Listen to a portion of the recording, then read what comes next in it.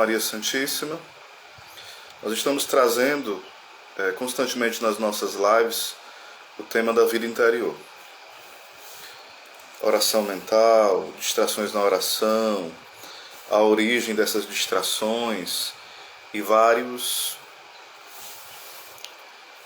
coisas relacionadas a essa intimidade com Deus. Hoje vamos falar sobre a secura de espírito.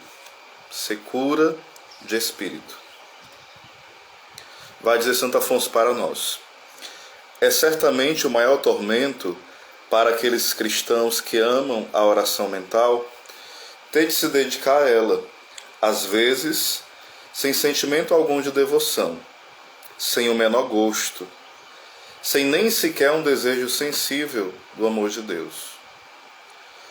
Submersas nas mais profundas trevas, tais almas atribuladas não veem nenhum meio de se livrar delas e toda a saída lhes parece fechada. Muitas vezes as atormenta o temor de se acharem na desgraça e abandonadas de Deus por causa de seus pecados. Ou então se imaginam incapazes de levar uma vida espiritual e por isso deixam a meditação e perdem logo tudo o que tinham adquirido. Ou seja, nesse tempo de secura, de aridez muito grande, a grande tentação é abandonar a oração e desmoronar todo o edifício espiritual que foi feito com muita luta, com muita docilidade à graça, desmoronar toda a obra ali que Deus foi fazendo em nós, deixar que vá ao chão.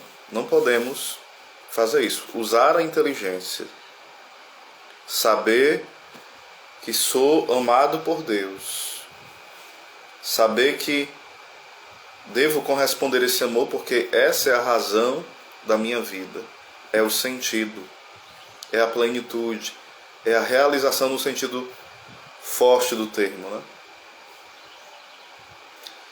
Em tais circunstâncias de secura, de aridez, a alma deve mostrar se serve fielmente a Deus e o ama verdadeiramente. Olha só o conselho de Santo Afonso. Nessa circunstância de secura, de falta de sentido, de falta de sabor, todas essas circunstâncias é normal na vida espiritual. Se alguém nunca reza ou reza uma vez na vida, claro que ela não vai ter uma aridez. A aridez, eu sempre digo, a aridez, secura, é próprio de quem reza. Com o tempo, vai ficando desafiante, porque, por exemplo, é muito fácil, seja bem-vindo Pedro, também a Gleice, Félix, é muito fácil eu continuar rezando quando os benefícios da oração são palpáveis. É muito fácil. Tipo, eu vou para a oração, eu tenho uma resposta de Deus. Eu vou para a oração, eu saio consolado. Eu vou para a oração, eu saio pacificado. Eu vou para a oração e eu já tenho um direcionamento do que fazer e do que não fazer. Mas há tempos que o silêncio de Deus é esse silêncio purificador e doloroso. Eu já falei que algumas vezes na minha oração eu ia para a capela, ia para diante do Santíssimo, porque quando estava tudo normal, geralmente eu fazia minha oração no período da tarde, sempre diante do Santíssimo. Isso me ajudava a rezar ainda melhor diante do Santíssimo. Sempre que possível eu ia para a capela para rezar diante do Cristo Eucarístico. E teve vezes que eu entrava na capela, inúmeras vezes, e eu saía, pelo menos no sentido sensível, muito pior do que aquilo que eu entrei.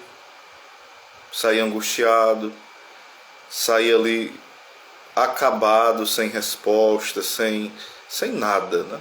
Pelo menos na questão sensível. Porém, eu sabia que eu deveria estar ali. Deus estava realizando uma obra que, a princípio, eu não podia ver. Mas o problema era os meus olhos da fé, que ainda eram muito poucos abertos, alargado a uma visão sobrenatural. Isso é normal.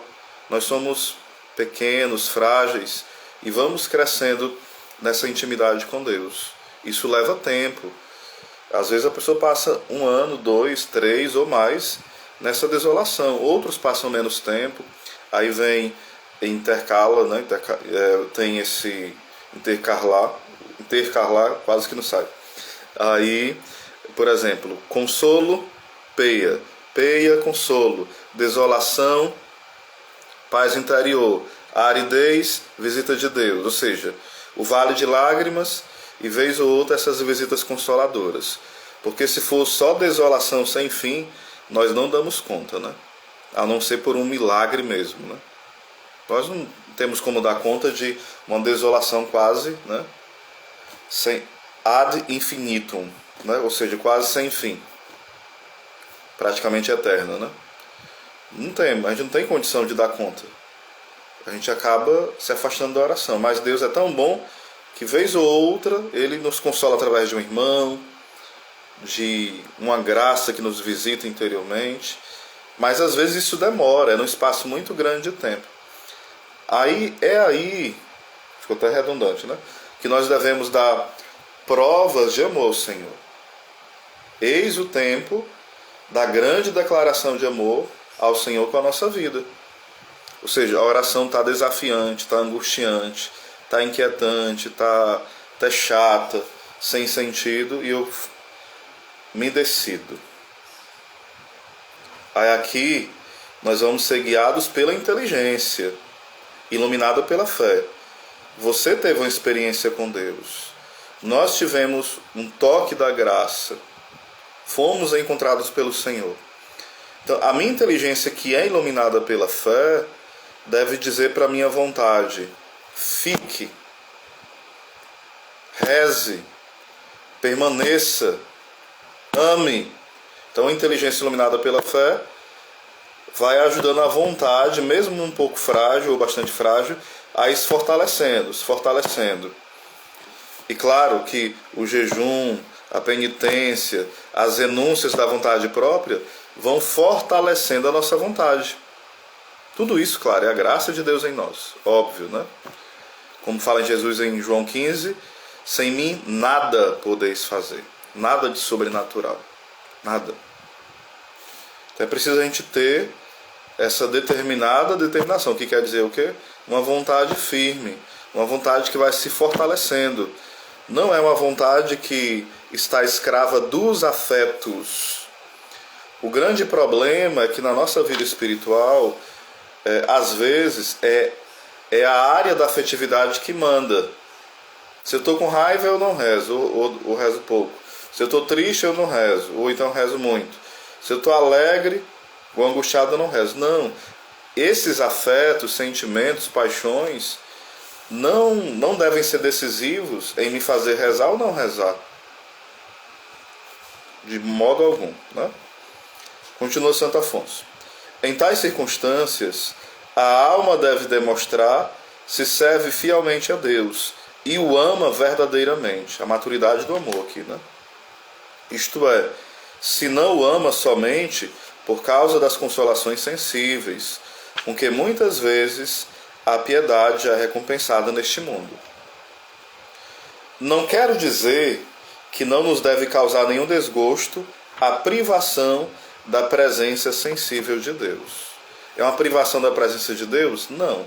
É uma privação da presença sensível de Deus. Ou seja, você não percebe que Deus está ali na oração. É como se você estivesse rezando por uma cadeira, por uma mesa. Você crê que Deus está ali, mas sensivelmente parece que você está ali sozinho, desolado, abandonado. Então se torna algo muito complicado rezar assim, porque você fica angustiado. Poxa vida, quando eu percebo sensivelmente que Deus está aqui, fica mais fácil rezar. Mas parece que só está eu e o livro, eu e a mesa, eu e a parede. Então é difícil rezar. Mas é nessa hora que o amor vai crescendo e sendo maturado, certo? Continuando. É impossível não sentir um tal tormento e não doer uma tal privação. Claro que dói na alma, ninguém está negando isso. Os santos nunca negaram que essa ausência da presença sensível é muito dolorosa, claro que é. Mas, por maior que seja a nossa amargura, não devemos deixar por isso a oração mental. A oração mental é essa oração do coração, a elevação da alma a Deus, essa oração espontânea mesmo, né? Trocando em miúdo seria isso. Claro que a explicação da oração mental levaria aqui uma live mais de 1 hora, que seria em si oração mental. Mas é mais essa coisa, essa espontaneidade da alma, essa amizade, esse trato de amizade com Deus, né? Não seria aqui as orações recitadas já feitas, que são muito importantes, claro. O terço, o rosário, o ofício, o texto da misericórdia e outras devoções.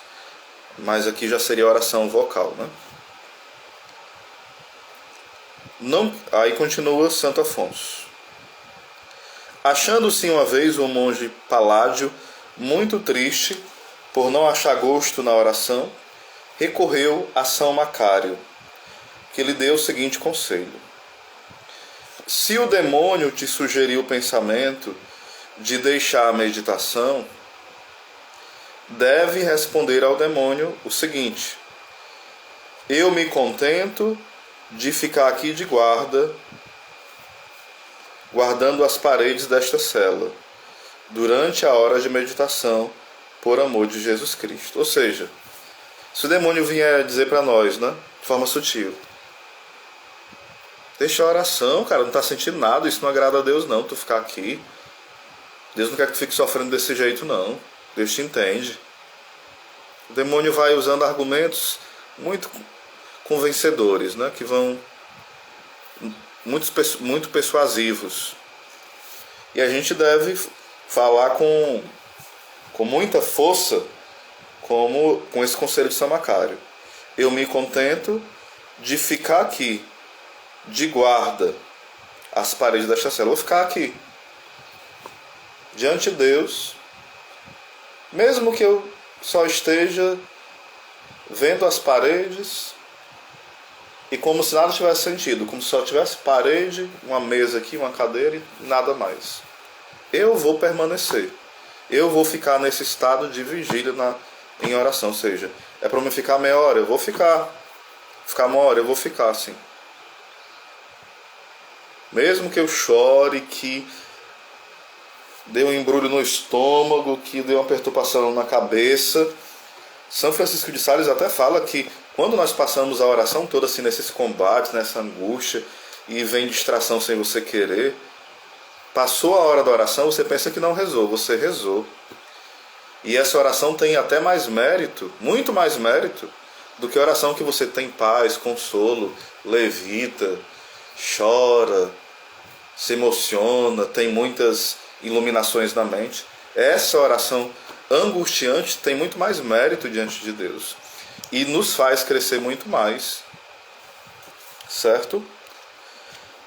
Assim deves tu também responder, alma cristã, quando fores tentada a deixar a meditação e te parecer que só perdes o tempo. Diz então: quero ficar aqui para agradar a Deus. Quando parecer que está perdendo tempo, não vale nada estar rezando ali. Quero ficar aqui para agradar a Deus. Eis o sentido da nossa vida, meus irmãos. Agradar a Deus. Não é ganhar dinheiro, não é casar, não é ser padre. Essas coisas são meios para agradar a Deus. Meios profundíssimos, importantíssimos. Mas se eu quiser ser padre, celibatário, casar, ter dinheiro ou não ter dinheiro, ter uma casa, ter amigos, tudo. Se essas coisas não tiver como fim último agradar a Deus, essas coisas servirão para a minha condenação. Ah, eu quero me tornar padre porque eu acho legal, bonito, é muito... Não é para agradar a Deus? Esse estado de vida servirá para a tua condenação, para a minha condenação.